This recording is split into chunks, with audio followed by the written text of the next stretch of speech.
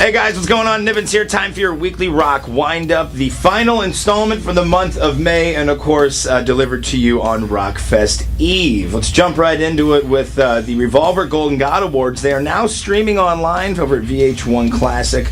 It's an edited version. It won't be the full, 4 or 5 hours the whole thing was. They whittled it down to, I think, 90 minutes. So for those of you that are fans and missed it, here's your chance to see it. Well, congratulations and cha-ching are in order to Metallica, as this week they had surpassed in sales for the Black Album, released back in 1991, over 16 million. That means over 16 million copies have been sold of Metallica's, arguably, for some, the best album to date. For others, the beginning of the end for the mighty Metallica. Either way, though, there's a reason why they're still as strong as ever, and it has to do a lot with that Black Album.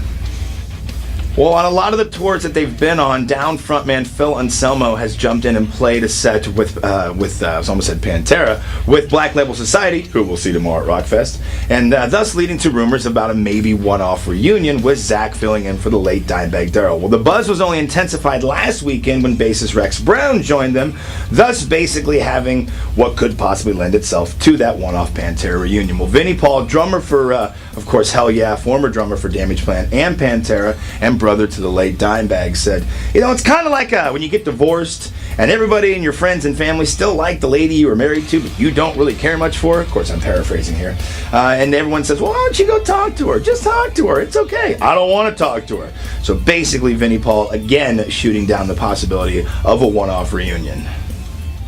And closing out your weekly rock wind-up with a couple of feel-good stories, if you will. Well, I talked about last week, of course, the Gwarbecue that's still going to be going on later on this year, with Gwar slated to be the headliner instead of Hatebreed. And it was just announced also this week that the Gwar Bar will happen later on this summer up in Richmond, Virginia.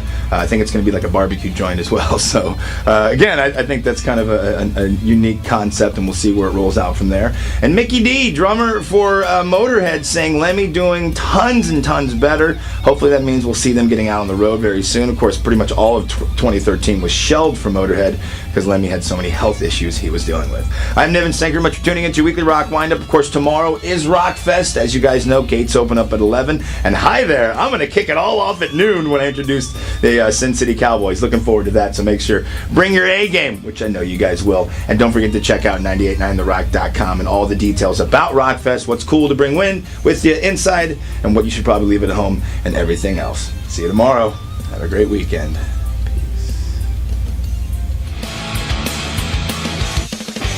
It needs a ticket. I got a little baby. I want to bring it to Rockfest. Does it need a ticket? Is it out of the uterus? Yes. Okay. Needs a ticket.